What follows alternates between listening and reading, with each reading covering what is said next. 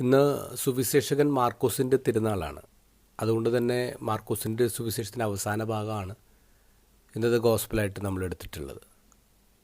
അതിൽ ഇൻട്രസ്റ്റിംഗ് ആയിട്ടുള്ളൊരു കാര്യം, മാർക്കോസിൻ്റെ ഗോസ്പലിൻ്റെ അവസാന ഭാഗം അത് ശരിക്കും എഴുതിയിട്ടുള്ളത് മാർക്കോസ് അല്ല.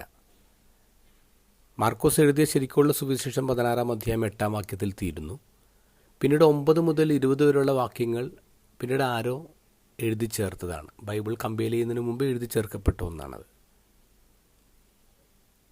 മാർക്കോസിൻ്റെ യഥാർത്ഥ സുവിശേഷം അവസാനിക്കുന്നത് 3 സ്ത്രീകൾ കല്ലറയിലേക്ക് പോകുന്ന. അവിടെ ചെല്ലുമ്പോൾ അവിടെ ഈശോ ഇല്ല. ദൈവദൂതൻ പറയുന്നുണ്ട്, നിങ്ങൾ ഈ കാര്യം ശിഷ്യന്മാരോട് പറയണം. പക്ഷെ അവരാരോടൊന്നും പറഞ്ഞില്ല.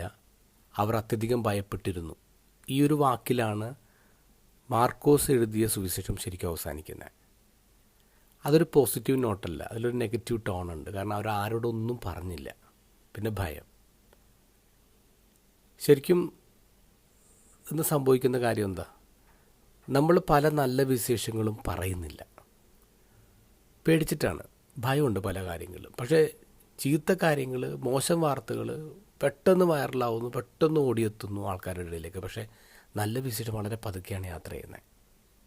ഇപ്പോൾ ലേറ്റർ അഡീഷനിൽ ചേർക്കുന്നത് ഈശോ തന്നെ ശിഷ്യന്മാർക്ക് കൊടുക്കുന്ന കമ്മീഷനാണ്, ഗ്രേറ്റ് കമ്മീഷനാണ്. നിങ്ങൾ ലോകമെങ്ങും എല്ലാ സൃഷ്ടികളോടും പോയി സുവിശേഷം പറയണം. എന്നിട്ടൊരു പ്രൊട്ടക്ഷൻ കൂടി കൊടുക്കുന്നുണ്ട്. മാരകമായ എന്ത് കുടിച്ചാലും അത് നിങ്ങൾ ഉപദ്രവിക്കില്ല.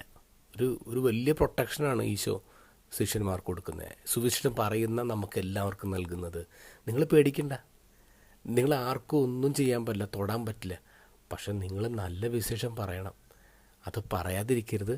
അതെല്ലാ മനുഷ്യരോടും എല്ലാ സൃഷ്ടികളോടും ലോകത്തിൻ്റെ എല്ലായിടത്തേക്കും നിങ്ങളെത്തിക്കണം.